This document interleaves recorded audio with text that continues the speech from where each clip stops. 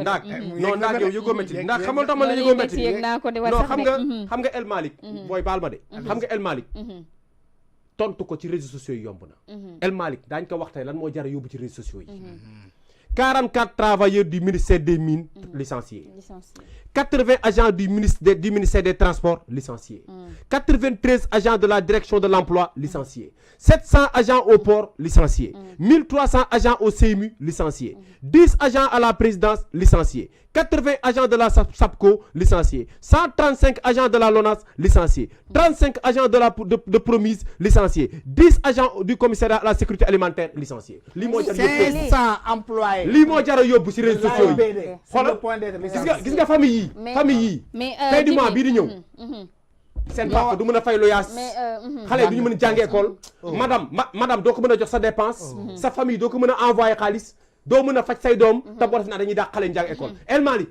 rapport bi taxul woon ñu fal xam lu ko waxoon ñu fal leen lii moo taxoon ñu fal leen c'est licenciement alal xoolal lii moo taxoon sénégalais yi changé Macky Sall emploi rapport taxul woon sénégalais yi changé Macky Sall de emploi moo tax El Malick dafa fàttali ko fal mais li koy folli dana xam ne du réseaux sociaux moo koy folli Djibi ñu dem pourtant Djibi on a parlé hier ak ci semaine bi yëpp mais sauf que xam nga wax rek nga mënoo dem ne DG bi ñi nga dàq da nga leen di récupérer waat par la force sauf que dañoo gis ne tey li nga xam ne nii moom la ñu privilégié moo di rapport bi génn coûte que coûte ñu bëgg jeunes yi ak it les soi-disant économistes dem dugal ci xelu Sénégalais yi que mu nekk du côté de l'opposition comme côté parti au pouvoir parce que ñaari côté yëpp bu ci nekk am na manipulation booy xool tey daanaka Kandé fii nag kenn mooy manipuler bu ñu juddoo ba tey ñoo ngi manipuler 2014 la ñu judd dañoo manipuler ba falu wax dëgg yàlla bëgg continuer di yërëng gis ndaak y a une évidence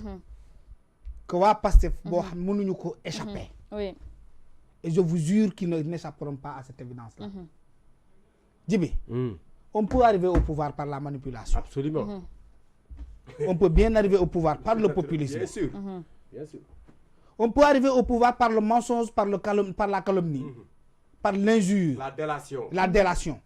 Tout ça là peut conduire au pouvoir. Oui, effectivement. Mais on ne peut pas gouverner longtemps par ces pratiques. C'est impossible. C'est impossible. C'est pas possible. C'est pas possible. Ça te rattrape par A ou par B. Parce que le pouvoir c'est du factuel. Voilà. Le pouvoir c'est la réalité. C'est la réalité. Tu vas faire face à la réalité. Et cette réalité, elle est historique. Elle est historique. Et tout ce qui est historique nous poursuit. Loolu nag da lay topp. Gis nga peuple Sénégal bii man ñoom laa waxal sénégalais muus lañ leen xamee moo tax boo demee Gambie Gambien bi du la bàyyi nga wax maa gis benn vidéo benn commissaire u Gambie ak benn sénégalais commissaire ba wax ak moom ba noppi sénégalais bi mu ne may ma tomp mu ne commissaire bi sénégalais bi ne ko may ma préciser benn mu ne ko déet xanaa li ma wax yow gisoo ci dëgg sénégalais bi ne ko wax nga dëgg kay mu ne ko comme wax naa dëgg kon amoo loo wax xam nañu fu mu jëm parce que nee nañu Sénégalais bi boo ko bàyyi mu wax rek mu war la ndom ce peuple intelligent que vous avez été refusez de sortir de ce cadre d'intelligence là. Absolument. N'acceptez pas que des arrivistes continuent à vous traiter comme des bêtes. Vous êtes plus intelligent que cela. Vous avez été torturé peut-être par le régime de Macky Sall. On peut le concevoir. Vous avez été maltraité, mën nañ ko d'accord. Macky Sall n'a pas satisfait vos besoins, mën nañ ko d'accord. Ils ne vous ont pas, ils vous ont surpris, il n'y a pas eu de bilan, mën nañ ko d'accord. Mais quand on vous manipule pendant longtemps et pour toujours, yéen seen nité la ñu war a xoolaat te bañ la loolu. Loolay dëgg. Le Pastef dafa defe naa benn sondage boo xam ne da ko wax ne le peuple sénégalais est à 98% manipulable. ñu jàpp ne mën nañu gouverner noonu dans cette manipulation là. Il faut montrer à ces gens mais Djibi ce qui est décevant c'est que nit mënul ñëw jooy ba dugg sa biir kër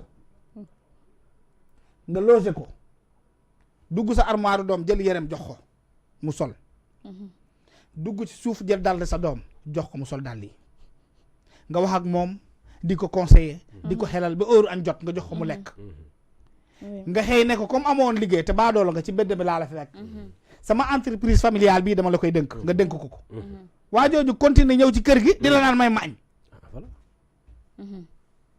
te yaa ngi koy fay salaire di ko loger jox ko oto jox ko avion muy tukki jox ko tous les privilèges de l'État cette même personne continue de te considérer comme un abruti comme une personne insensée Le PASTEF pense que les Sénégalais sont un peuple insensé. Et ça doit finir pour l'intérêt de ce Sénégal-là que nous aimons.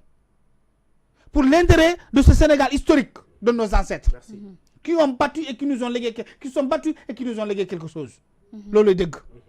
C'est pour cela qu'il ne faut plus écouter ces gens. Le PASTEF n'est plus un parti à écouter. Sénégalais, le PASTEF, quand on partit à l'opposition, voilà. Mais si vous au pouvoir, ils ne sont plus à écouter. Ils sont à exiger. Il faut les exiger le résultat. Ils posent des questions, ils répondent. On leur pose des questions, ils répondent. Faut tollu ci li nga daan wax. Bi nga taxawé fi ci Koungheul, yek ci kaw auto Ousmane Sonko. Pieds nus. Pieds nus. Sur cette régulation, xam nga les trop mystique. Tanku nen la taxaw ci kaw auto bi. Sol casquette bu ñuul. Chemise bu blanche, bleu ciel. Ne Macky Sall xamul dara dafa soxor. Ñun bu ñu ñëwé ci réew mi soppi ko en 2024 billahi wallahi wa ta'ala dafa waat. Ni la ko waté won. Mais 2024 jeex na loolu leen gis. Le peuple sénégalais. doo leen wax Ousmane Sonko bu ñu fontoo. waaye yow sa soppi réew mi moom dafay dem sur le côté positif. ou mathématique la pente. boo demee vers la droite c'est positif. boo demee vers la gauche c'est négatif. ndax yow sa soppi ci droite nga jëmal la gauche. waxoo ko exiger ko cela. pour dire que non attention bu ñu sonal. yaa ñu waxoon ne da nga ay da nga mën wone ko. mais jibi yow yaa ñëw ne ñëpp tu es un bon peintre. yow yaa dàq dessin nu mu tudd Picasso. loolu la Sonko waxoon. nee na moo dàq dessin Picasso. nee Picasso lu ñu koy wax lépp du dëgg. jaxase peinture la xamul tous xamul le mariage des peintures des couleurs xamul daray coloration xaas Picasso ba kenn jëndatu table Picasso. waaye yow ñu jël toutes les peintures qui puissent exister ñu tegal la ko ci table. defaral la support tableau. jël tableau bu nice menuisier bu gën a xarañ. daajal la ko. nee la peinture baa ngi pinceau baa ngi tableau baa ngi ni peinture la. boobu ba tey nga taxaw nga naan peinture bii fii la waroon tege Macky Sall moo ko fi teg. peinture bu le bii laa waroon tàmbalee te daf ma sori.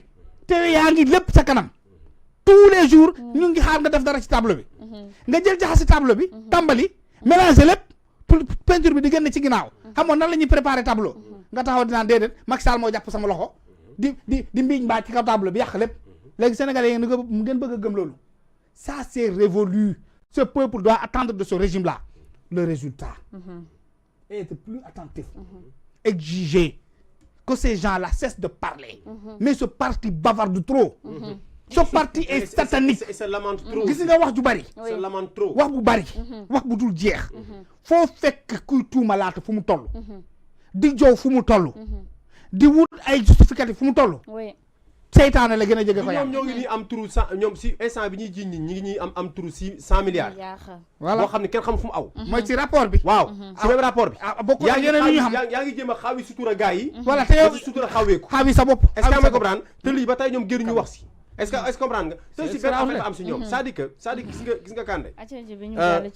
man dama jàpp ni. fi mu toll nii sénégalais yi ku ñu nax. yow yaa bëgg. yaa ko bëgg de. ñu nax la fii ku ñu fi nax yaa ko bëgg. gis nga rapport bi c'est vrai que en France lañ ko bind. mais français bi dara difficile aussi mooy simple le juge employé. très simple mooy simple la. gis nga boo liiree da ngay comprendre lu bare. leen dong lañ ciy déplorer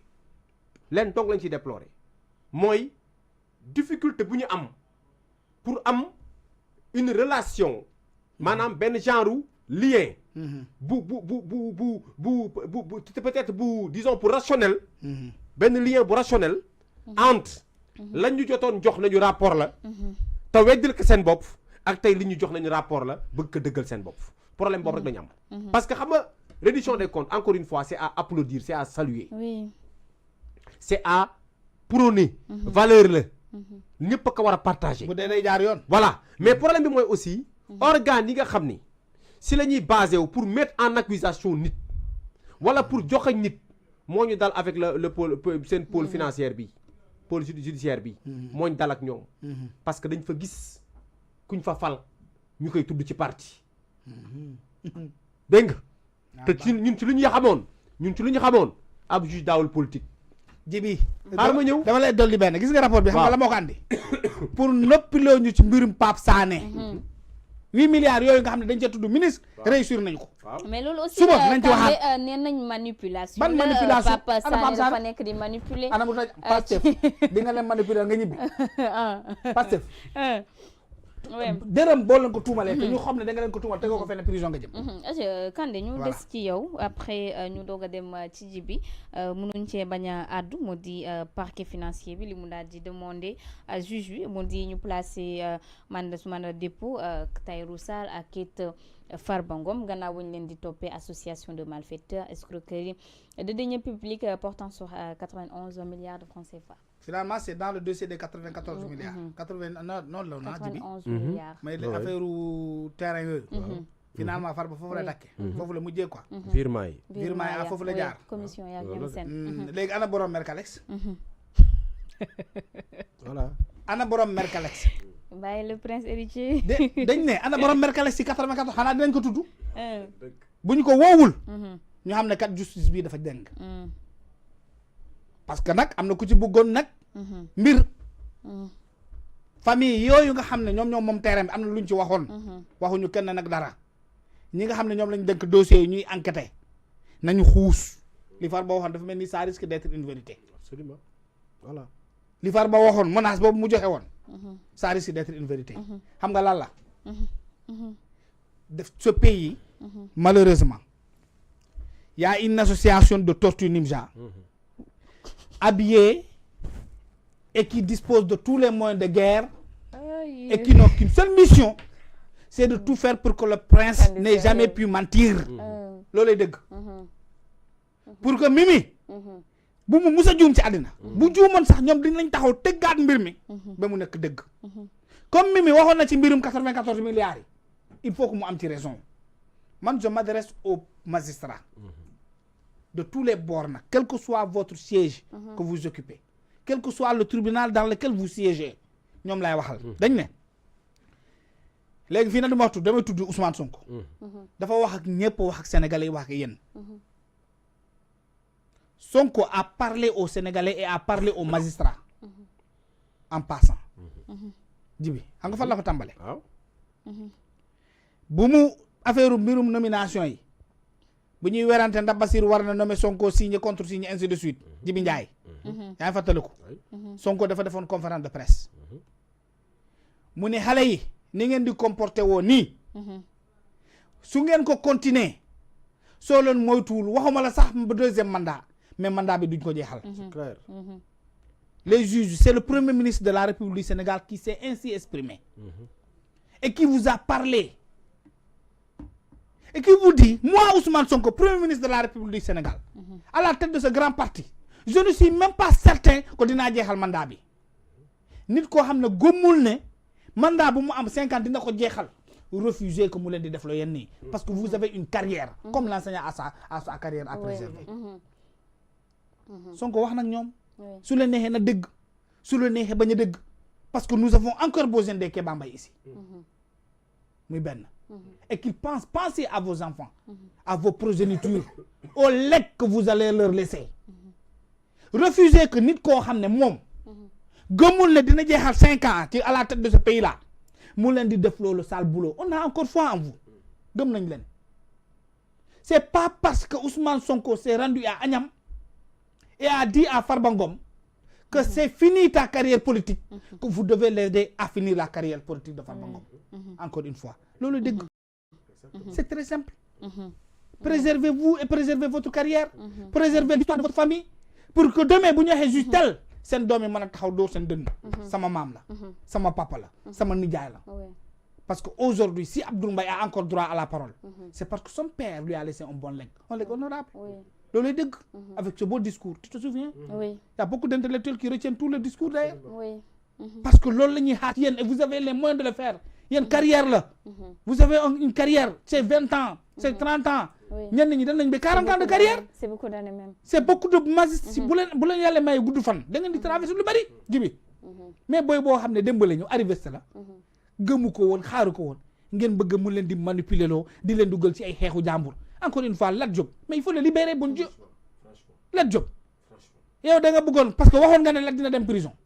Tey biir ton clan comme ni ma ko waxee te tortu Nimza sol seeni kagul sol seen lépp fexe ba jàpp boobu yóbbu prison waa Djibi yow tu es le corrupteur man je suis le corrompu kan mooy victime man mii ñu corrompre maay victime bi léegi yow nga bàyyi victime bi muy gu naanaa di taxawaalu ki nga xam ne moom mooy victime bi du moins nga jàpp yóbbu tëj ki nga xam ne moo naxe moo toroxal doomu aadama nga ne ko demal le corrupteur nga bàyyi ko mu dem loolu yëpp ñu fekkee ko fii ngeen bëgg léegi ñun dossier wu Farba Ngom ñu jàpp ne déedéet day jaar ci yoon jaarul ci yoon mbokk yi Farba Ngom yi yéen laay waxal nee nañ dañuy bañ nag après xaw ma discours ethniciste xaw ma lii du dara ethniciste ñun dinañu woo mbokk Farba Ngom la ñu wax mbokk yi loolu la bàyyi la rek dañuy jaay dof dofulu fii kenn defu fi mbokki Farba Ngom mobilisez-vous vous de l'est de l'ouest du nord et du centre parce que mbokk nag mooy base l'est nord sud et même la diaspora ñoom ñëpp nañ ñëw mobiliser wu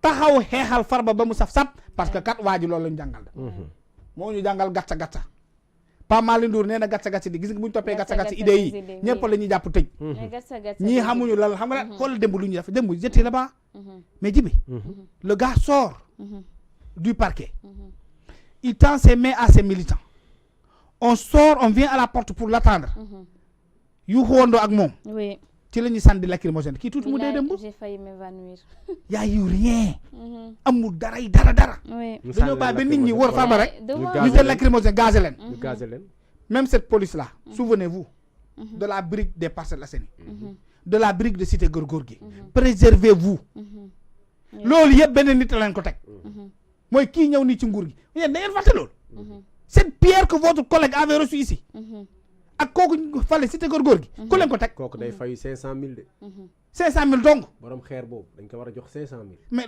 dafa tuuti ci kooku il a droit à 500 000 c'est mais en plus kooku icône la de en plus te kooku icône la ah icône la de policiers yi laay waxal bu leen nangu benn acteur politique di leen def loo yenn sale boulot yi moom kay fi mu toll nii parce que après les gens tombent sur vous li si garaaw mooy ñu doon agressé police ñooy héros yi 1 million waa police 10 millions ngay am ñu doon agressé police ñu doon agressé police ñoom ñooy ak police ñoo ñooy héros yi waa police nekk va-nu-pieds yi loolu lañ def c'est le contraire c'est bien triste va-nu-pieds yi doon xeex ak police ñoo nekk ay héros dañ ko inversé